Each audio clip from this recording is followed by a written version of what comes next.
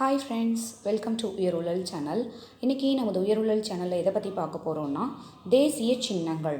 இந்த lesson 6th standard second டேர்மில் உங்களுக்கு பாலிட்டியில் கொடுத்துருப்பாங்க. சரிங்களா? இது ரொம்ப ரொம்ப இம்பார்ட்டண்டான லெசன். கண்டிப்பாக இந்த லெசன்ஸ்லேருந்து நமக்கு ஒரு கொஷின்ஸ் அது எல்லா எக்ஸாம்லேயுமே கேட்டுருவாங்க. சரிங்களா? ஆனால் ரொம்ப பேசிக்கான இன்ஃபர்மேஷன்ஸ் தான் இதில் இருக்கும். ரொம்ப ஈஸியாக இருக்கும். இந்த லெசனுக்கு ஆல்ரெடி நம்ம ஃபுல் லெசனுக்குமே கொஷின் ஆன்சர்ஸ் வடிவில் நம்ம போட்டிருப்போம். சரிங்களா? வீடியோ போட்டிருப்போம். அது மட்டும் இல்லாமல் புக் பேக் ஆன்சர்ஸும் போட்டிருப்போம். இது ரெண்டையும் பார்க்காதவங்க இந்த வீடியோவை பார்த்துட்டு அதுக்கப்புறம் அந்த ரெண்டையும் டிஸ்கிரிப்ஷனில் கீழே லிங்க் கொடுக்குறேன், அதையும் செக் பண்ணி பாருங்கள். அப்போ இந்த லெசன் நீங்கள் நோட்ஸ் எடுத்துகிட்டு இந்த வீடியோவையும் பார்த்துட்டு அந்த கொஷின் ஆன்சர்ஸை போட்டிங்கன்னா இந்த லெசன்ஸ் உங்களுக்கு ஓவர் ஆயிரும். சரிங்களா? வாங்க நம்ம இப்போ இந்த லெசன் படிக்கலாம். ஃபஸ்ட்டு, மயிலுக்கு போர்வை போர்த்திய குறுநில மன்னன் யார் அப்படின்னா பேகன் அவர்கள். சரிங்களா? மயிலுக்கான சரணாலயம் எங்கே இருக்குதுன்னு பார்த்தீங்கன்னா தமிழ்நாட்டில் புதுக்கோட்டை மாவட்டத்தில் விராலிமலையில் இருக்குது. சரிங்களா? அடுத்தது, நீர்வாழ் பாலூட்டியான ஆற்று ஓங்கில் அப்படின்னு சொல்லுவோம். நீர்வாழ் பாலூட்டி ஆற்று ஓங்கில். ஆற்று ஓங்கில் அப்படிங்கிறது டால்ஃபின் மாதிரி தான் இருக்கும். கரியால் முதலையும் ஓங்கிலும் ஒரே மாதிரி தான் இருக்கும் பார்க்குறதுக்கு, ஆனால் ரெண்டுமே வேறு வேறு. சரிங்களா? கரியால் முதலைக்கு இன்னொரு பேர் என்ன அப்படின்னா கங்கை முதலை அப்படின்னு சொல்லுவாங்க. வௌவால் எப்படி மீயொலி அலைகளை எழுப்புமோ அதே மாதிரி தான் ஓங்கில்களும் மீயொலி அலைகளை யூஸ் பண்ணி தான் அதுக்கு தேவையான இரையை பிடிக்கும். சரிங்களா? இதுக்கு பார்வை திறன் குறைவாக இருக்கும். மீயொலி அலைகள் அப்படின்னா என்னென்னு பார்த்தீங்கன்னா கேளா ஒலி அலைகள். அதாவது நம்மளால் அந்த ஒலி அலைகளை கேட்க முடியாது. அதுங்களால் மட்டும்தான் அந்த மீயொலி அலைகளை எழுப்பி அதன் மூலியமாக தான் இரையை அதுங்க பிடிக்கும். சரிங்களா? அடுத்தது என்னென்னு பார்த்தீங்கன்னா, பாரதியார் கங்கை நதியை பற்றி பாடியிருப்பார். ஸோ அந்த பாட்டு எப்படி தொடங்கும் அப்படிங்கிறத கேட்டிருப்பாங்க. கங்கை நதி புறத்து கோதுமை பண்டம் அப்படின்னு பாடியவர் யார் அப்படின்னு கேட்டால் பாரதியார் அவர்கள். சரிங்களா? இந்தியாவில் நீளமான நதி எது அப்படின்னு கேட்டால் கங்கை நதி தான். எவ்வளவு தூரம் அது பாயும் அப்படின்னு பார்த்தீங்கன்னா 2525 கிலோமீட்டர் தொலைவு அது பாயும். சரிங்களா? பிரம்மபுத்திரா அது பார்த்தீங்கன்னா 3848 கிலோமீட்டர் நீளமுடையது. ஆனால் அது பாயும் அளவு குறைவு தான். இப்போ நீங்கள் கேட்கலாம், கங்கை நதி பார்த்திங்கன்னா 2525 கிலோமீட்டர் தான் இருக்குது, ஆனால் அதை இந்தியாவின் நீளமான நதி ஏன் சொல்கிறோம் அப்படின்னா, இதை எதை வச்சு அவங்க இந்தியாவின் நீளமான நதின்னு கேல்குலேட் பண்ணியிருக்காங்கன்னா அது பாயும் தொலைவை பொறுத்து தான் கேல்குலேட் பண்ணியிருக்காங்க. சரிங்களா? அப்போ அதிகமாக நீளம் பாயக்கூடியதுன்னு பார்த்தீங்கன்னா கங்கை நதி தான். ஸோ அதனால தான் இந்தியாவின் நீளமான நதி அப்படின்னு அதை சொல்கிறாங்க. பிரம்மபுத்திரா அது அளவில் நீளமாக இருந்தாலும் அது பாயும் அளவு பார்த்தீங்கன்னா குறைவாக தான் இருக்குது. புரிஞ்சுதுங்களா?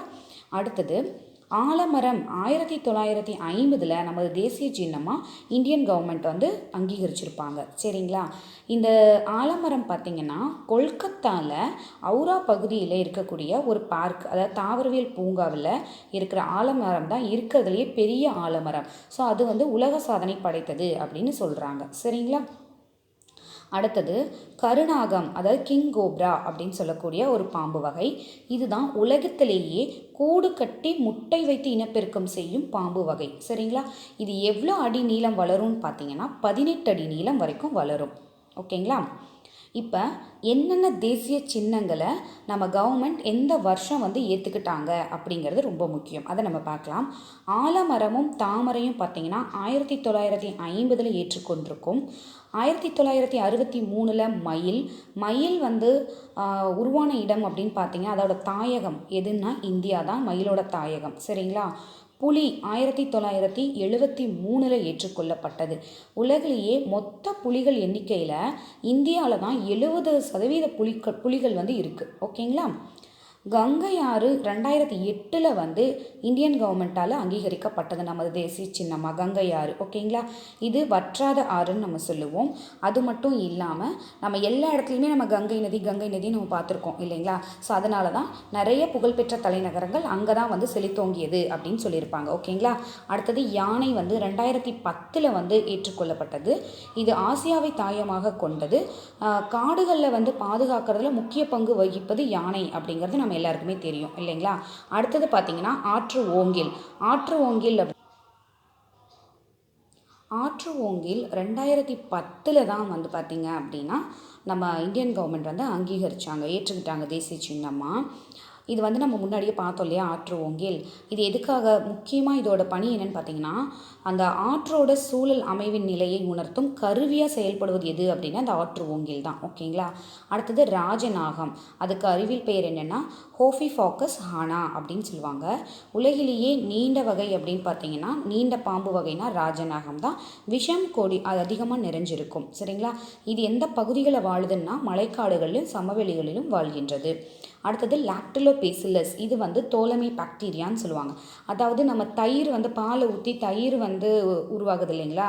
ஸோ அந்த தயிரை உருவாக்குறது எதனால் அப்படின்னா இந்த லாக்டோபாசிலஸ் அப்படிங்கிற பாக்டீரியானால தான் நமக்கு பால் வந்து தயிராக மாறுது. சரிங்களா. இது 2012 தான் வந்து பார்த்திங்க அப்படின்னா இந்தியன் கவர்மெண்ட் இதையும் வந்து ஒரு தேசிய சின்னமாக அறிவிச்சாங்க. அடுத்தது மாம்பழம். 1950 இது தேசிய சின்னமாக அறிவிக்கப்பட்டது. மாம்பழத்தில் விட்டமின் ஏ, சி, டி இது நமக்கு இருக்குன்னு தெரியும். சரிங்களா. இது சமவெளிகளில் விளையும். முக்கியமாக இந்த கொஷின் பார்த்துக்கோங்க. முகலாயர் காலத்தில் ராஜாவிற்காகவே சிறப்பாக வந்து விளைவிக்கப்பட்ட மாம்பழத்தின் பெயர் என்ன அப்படின்னு கேட்டால் இமாம் பசந்த் அப்படின்னு சொல்லுவாங்க. ஓகேங்களா. இமாம் பசந்த். அடுத்தது இப்போ நம்ம தமிழ்நாடு கவர்மெண்ட்டோட இயற்கை சின்னங்கள் என்னென்ன அப்படின்னு பாருங்கள். அதாவது மாநில இயற்கை சின்னங்கள். விலங்கு எது? நமக்கு தமிழ்நாட்டின் விலங்கு எதுனா வரையாடு. தமிழகத்தின் பறவை எது அப்படின்னா மரகதப்புறா. மலர், தமிழகத்தின் மலர் எதுனா செங்காந்தல் மலர். தமிழகத்தின் மரம் எதுனா பனை மரம். புரிஞ்சுதுங்களா. அதே வந்து தேசியத்தின் மரம்னு கேட்டால் ஆலமரம் வரணும். தமிழகத்தின் மரம்னா பனை மரம் வரும். புரிஞ்சுதுங்களா. அடுத்தது பாருங்கள், தேசிய கொடியை பற்றி கொடுத்துருப்பாங்க. நமக்கு தெரிஞ்சது தான், ஜஸ்ட் ஓவராலாக நீங்கள் பார்த்தீங்கனாலே போதும். தேசிய கொடியில் 3 வண்ணங்கள் இருக்கும், 3மே சமமாக இருக்கும். ஓகேங்களா. ஒவ்வொரு நிறமும் ஒவ்வொரு இதை குறிக்கும். என்னன்னு பார்த்தீங்கன்னா காவி நிறம்ங்கிறது தைரியத்தையும் தியாகத்தையும் குறிக்கும். பச்சை நிறம் என்பது செழுமையும் வளத்தையும் குறிக்கும். வெள்ளை நிறம் என்பது நேர்மை, அமைதி, தூய்மையை குறிக்கும். சரிங்களா.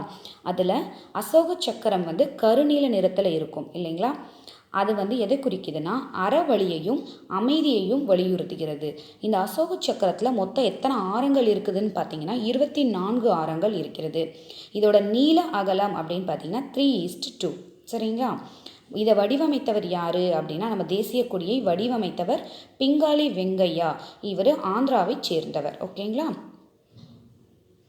அடுத்தது பாருங்கள், நம்ம தேசிய கொடி எங்கே வந்து நெய்யப்பட்டது அப்படின்னா நம்மளோட முதல் தேசிய கொடி, இந்தியாவின் முதல் தேசிய கொடி தமிழ்நாட்டில் இருக்கிற குடியாத்தத்தில் தான் வந்து வேலூரில் நெய்யப்பட்டது. சரிங்களா. வேலூரில் உள்ள குடியாத்தத்தில் நெய்யப்பட்டது. அடுத்தது இந்த கொடியை முதல்ல ஏற்றியவர் யார் அப்படின்னா பண்டித ஜவஹர்லால் நேரு அவர்கள் 15/8/1947 அதாவது நமக்கு சுதந்திரம் கிடைச்ச அன்னைக்கு இந்த கொடியை ஏற்றிருப்பார். எங்கே அப்படின்னா செங்கோட்டையில் ஏற்றிருப்பாங்க. சரிங்களா. இது இப்போ எங்கே இருக்குது இந்த கொடி? முதல்ல நெய்யப்பட்ட கொடி எங்கே இருக்குது அப்படின்னா சென்னையில் புனித ஜார்ஜ் கோட்டை அருங்காட்சியகத்தில் இருக்குது. சரிங்களா. இப்போ அடுத்தது தேசிய லட்சணை பார்ப்போம், அதாவது லோகோ. சரிங்களா. நம்ம காயின்லாம் இருக்கு இல்லைங்களா, காசுலாம் இருக்குல்ல, அந்த லோகோ சாரநாத் அசோக தூணின் 4முக சிங்க வடிவம் தான் அந்த லோகோ. சரிங்களா. இது ஜனவரி 26, 1950 ஏற்றுக்கொள்ளப்பட்டது. இதோட அடிப்பகுதியில் என்ன எழுதியிருப்பாங்கன்னா சத்தியமேவ ஜெயதே அப்படிங்கிற வேர்டு வந்து பொறிச்சிருப்பாங்க. அதுக்கு தமிழில் என்ன அர்த்தம் அப்படின்னா வாய்மையே வெல்லும் அப்படின்னு அர்த்தம். சரிங்களா. இதோட மேல் பகுதியில் என்ன இருக்குன்னா 4 சிங்க உருவங்கள் வந்து ஒன்றுக்கு ஒன்று வந்து வட்ட வடிவத்தில் இருக்கும். ஓகேங்களா. வட்ட வடிவ பீடத்தில் இருக்கும். ஆனால் நமக்கு வந்து 3 மட்டுமே தான் பார்க்க முடியும். ஏன்னா இன்னொன்று வந்து பேக் சைடில் இருக்கும் இல்லைங்களா. அடுத்தது இதோட அடிப்பகுதியில் என்னென்ன விலங்குகள்லாம் இன்னும் கொடுத்துருப்பாங்க, உருவங்கள் கொடுத்துருப்பாங்கன்னு பாருங்கள். யானை, குதிரை, காளை, சிங்கம். சரிங்களா. யானை, குதிரை, காளை, சிங்கம் இந்த 4மே வந்து கொடுத்துருப்பாங்க. ஓகேங்களா.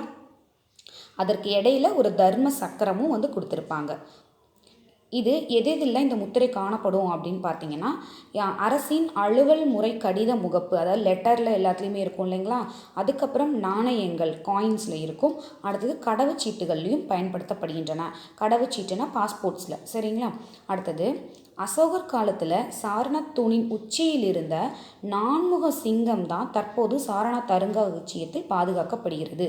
சரிங்களா. அசோகர் காலத்தில் தான் இந்த சாரநாத் தூண் வந்து உருவாக்கப்பட்டது இல்லைங்களா. அந்த டைமில் அந்த 4முக சிங்கம் வச்சுருப்பாங்க இல்லையா, அது இன்னமுமே எங்கே வந்து பார்வைக்காக வச்சுருக்காங்கன்னா சாரநாத் அருங்காட்சியகத்தில் வச்சுருக்காங்க. புரிஞ்சுதுங்களா. இப்போ அடுத்தது நம்மளோட தேசிய கீதம். எல்லாருக்குமே நமக்கு தெரியும் ஜனகணமன தான் நம்ம தேசிய கீதம் அப்படின்ட்டு. ஓகேங்களா? இது எதன் அடையாள சின்னம் அப்படின்னா நம்ம இந்தியாவின் இறையாண்மை மற்றும் ஒருமைப்பாட்டின் அடையாள சின்னமாக விளங்குகிறது. இதை எழுதியவர் யார்? ரவீந்திரநாத் தாகூர். எந்த மொழியில் எழுதியிருப்பாருன்னு பார்த்தீங்கன்னா வங்காள மொழியில் எழுதியிருப்பார். சரிங்களா? இது இந்தி மொழியாக்கம் எப்போ மொழியாக்கப்பட்டது? இந்தியில் எப்போ மொழியாக்கப்பட்டதுன்னா ஜனவரி 24, 1950 இந்தியில் மொழியாக்கப்பட்டது. சரிங்களா? அதுக்கப்புறம் தான் இந்திய அரசியலமைப்பு சபையால் இது தேசிய கீதமாக ஏற்றுக்கொள்ளப்பட்டது. புரியுதுங்களா? வங்காள மொழியில் எழுதுனாங்க. ஆனால் அதுக்கப்புறம் இதை இந்தியில் மொழியாக்கம் பண்ணிட்டு தான் அந்த இந்தி மொழியாக்கத்தை தான் நம்ம இந்தியன் கவர்மெண்ட் தேசிய கீதமாக அக்செப்ட் பண்ணியிருக்காங்க. புரிஞ்சுதுங்களா? முதல்ல இந்த தேசிய கீதம் எங்கே பாடப்பட்டது அப்படின்னு பார்த்தீங்கன்னா கொல்கத்தாவில் நடந்த இந்திய தேசிய காங்கிரஸ் மாநாடு, அதாவது டிசம்பர் 27, 1911 தேசிய காங்கிரஸ் மாநாட்டில் தான் முதல்ல இது பாடப்பட்டது. சரிங்களா? எவ்வளோ வினாடிக்குள்ளே நம்மளோட தேசிய கீதத்தை பாடணும் அப்படின்னா 52 வினாடிகளில். ஓகேங்களா? இப்போ அடுத்தது தேசிய பாடல். தேசிய கீதம்னா ஜனகணமன, தேசிய பாடல் அப்படின்னா வந்தே மாதரம் பாடல். இதை எழுதியவர் யாருன்னா பங்கிம் சந்திர சாட்டர்ஜி அவர்கள். எந்த நூலிலிருந்து, அதாவது எந்த நாவலிலிருந்து இது எடுக்கப்பட்டது அப்படின்னா அவருடைய ஆனந்த மடம் என்ற நாவலிலிருந்து இது எடுக்கப்பட்டது. ஓகேங்களா? இதோட முதல் பத்தி பார்த்தீங்கன்னா, அதாவது முதல் பேராகிராஃப் விடுதலை போராட்டத்தில் முக்கிய பங்களித்ததை பற்றி இது கூறப்பட்டிருக்கும். அதனால தான் இதையும் நம்ம தேசிய கீதத்துக்கு இணையானதாக கருதுகிறோம். ஓகேங்களா? அப்புறம் இப்போ நம்ம தேசிய கீதம் எங்கே முதல்ல பாடப்பட்டதுன்னு பார்த்தோமா? எங்கே? கொல்கத்தா மாநாட்டில் 1911 டிசம்பர் 27. சரிங்களா? அதே மாதிரியே இந்த தேசிய பாடல் முதல்ல எங்கே பாடப்பட்டது அப்படின்னா காங்கிரஸ் மாநாட்டில் தான். எப்போன்னா 1896 நடந்த காங்கிரஸ் மாநாட்டில் தான் முதல்ல பாடப்பட்டது. அதை பாடியவர் யாருன்னா ரவீந்திரநாத் தாகூர் அவர்கள். புரிஞ்சுதுங்களா? அடுத்தது தேசிய உறுதிமொழி. எல்லா புக்லேயுமே நம்ம பார்த்துருப்போம் இல்லைங்களா? சின்ன வயசுலேருந்தே ஸ்கூல் புக்கில் நம்ம படிச்சுட்டே வருவோம். ஃபஸ்ட் எடுத்தோன்னே தேசிய உறுதிமொழின்னு கொடுத்துருக்கோம். இந்தியா எனது தாய்நாடு அப்படின்னு தொடங்கும் இல்லைங்களா? ஸோ அதை தான் இந்திய தேசிய உறுதிமொழி அப்படின்னு சொல்கிறோம். இதை எழுதியவர் யார் அப்படின்னா பிதிமாரி வெங்கட சுப்பாராவ் அவர்கள் எழுதியிருப்பாங்க. என்ன மொழியில் எழுதுனாங்க தேசிய உறுதிமொழியை? முதல்லனா தெலுங்கில் தான் எழுதுனாங்க. சரிங்களா? அடுத்தது இந்திய நாணயம். இந்திய நாணயம் அப்படின்னு பார்த்தீங்கன்னா ஃபஸ்ட்டு 16ஆம் நூற்றாண்டிலேயே மன்னர் ஷெர்ஷா சூரி அவர்கள் வெள்ளி நாணயம் வெளியிட்டிருப்பார். சரிங்களா? அந்த வெள்ளி நாணயத்துக்கு என்ன பேர் அப்படின்னா ருபியா அப்படின்னு பேர். ஓகேங்களா? அந்த வெள்ளி நாணயத்துக்கு என்னென்னு பேர்? ருபியா அப்படின்னு பேர். அதுக்கப்புறம் தான் அந்த ருபியாவை தான் நம்ம பேச்சு வழக்கில் அப்படியே ரூபாயாக அது மாறிடுச்சு அப்படின்னு சொல்கிறாங்க. புரியுதுங்களா? அப்புறம் இந்த இந்திய நாணயத்துக்கு சின்னம் வடிவமைச்சவர், இந்த சின்னம் இருக்கு இல்லைங்களா? இதை வடிவமைச்சவர் யார் அப்படின்னா டி. உதயகுமார். தமிழ்நாட்டைச் சேர்ந்த டி. உதயகுமார் அவர்கள். எப்போது அது ஏற்றுக்கொள்ளப்பட்டதுன்னா 2010 அது வடிவமைச்சு ஏற்றுக்கொள்ளப்பட்டது. சரிங்களா? அடுத்தது தேசிய நாட்காட்டி. இந்த தேசிய நாட்காட்டி அப்படின்னு எடுத்துட்டிங்க அப்படின்னா இது முதல்ல யார் உருவாக்குனது அப்படின்னு பாருங்கள். பிரபல வான் இயற்பியலாளர் மேக்நாத் சாகா அவர்கள் தான். அதுவும் இவர் யாருன்னா நாட்காட்டி சீரமைப்பு குழுவில் இருந்தவங்க தான் இவங்க. சரிங்களா? ஸோ அவங்க தான் இந்த தேசிய நாட்காட்டியை உருவாக்கியிருப்பாங்க. அதுக்கு முன்னாடி இந்த தேசிய நாட்காட்டி வரத்துக்கு முன்னாடியே சக ஆண்டு முறை அப்படின்னு இருந்துச்சு. இந்த சக ஆண்டு முறை தான் முதல் தேசிய நாட்காட்டி அப்படின்னு நம்ம சொல்கிறோம். முதல் தேசிய நாட்காட்டி ஏற்றுக்கொள்ளப்பட்ட நாள் என்னைக்குன்னா 1957 மார்ச் 22 தான் இந்த சக ஆண்டு முறை அப்படின்னு சொல்லக்கூடிய தேசிய நாட்காட்டி ஏற்றுக்கொள்ளப்பட்டது. புரியுதுங்களா? இது பேரரசர் கனிஷ்கர் காலத்தில் கிபி 78 சக ஆண்டு முறை தொடங்கியது. சக ஆண்டு முறை யாருடைய காலத்தில் தொடங்கியதுன்னு கேட்டிங்கன்னா கனிஷ்கர் காலத்தில் கிபி 78 தொடங்குச்சு. புரிஞ்சுதுங்களா? இளவேனில் கால சம பகல் இரவு நாள் மார்ச் 22 அன்று தொடங்குகிறது. அதாவது என்ன அப்படின்னு பார்த்தீங்கன்னா நம்ம வருஷத்துலேயே ஒரு நாள் மட்டும் பார்த்திங்கன்னா பகலும் இரவும் ஈக்குவலாக இருக்குமாம்மா. ஓகேங்களா? அதான் சமபகல் இரவு நாள்னு சொல்கிறாங்க. அது எப்போ வரும் அப்படின்னா எல்லா வருஷத்துலையுமே மார்ச் 22 வரும். ஆனால் லீப் வருஷத்தில் மட்டும், லீப் ஆண்டுகளில் மட்டும் அது மார்ச் 21 வரும். புரியுதுங்களா? சமபகல் இரவு நாள்னு கேட்டால் மார்ச் 22, அதுவே லீப் ஆண்டில் சமபகல் இரவு நாள்னு கேட்டால் மார்ச் 21. புரியும் நினைக்கிறேன். ஓகேங்களா? அடுத்தது தேசிய நாட்கள். எதெல்லாம் நம்ம சொல்லுவோம்? ஆகஸ்ட் 15 தான் சுதந்திர நாள் அப்படின்னு நம்ம சொல்கிறோம். சரிங்களா? சரிங்களா? அந்த அன்னைக்கு தான் ஆடுவோமே பல்லு பாடுவோமே அப்படின்னு ஃபஸ்ட்டு வந்து பாடினது யார்? பாரதியார் அவர்கள் தான் இந்த பாட்டை நம்ம சுதந்திர தினத்தன்னைக்கு வந்து எழுதி சந்தோஷத்தில் பாடியிருப்பாங்க இல்லைங்களா? இந்த பாட்டை தான் நம்ம எல்லாம் கொண்டாடியிருப்போம். இந்த பாட்டை அகில இந்திய வானொலியில், அதாவது ரேடியோவில் யார் முதல்ல பாடினது அப்படின்னா டி.கே. பட்டம்மாள் அவர்கள் தான் பாடினாங்க, இசைப்பாடகி. இவங்க கர்நாடக இசைப்பாடகி. சரிங்களா? அதுக்கப்புறம் பார்த்திங்கன்னா தேசிய நாட்கள் ஆகஸ்ட் 15 ஒன்று. அப்புறம் இன்னொன்று என்ன கொண்டாடுவோம்? குடியரசு தின விழா கொண்டாடுவோமா? ஜனவரி 26 அன்னைக்கு. ஓகேங்களா?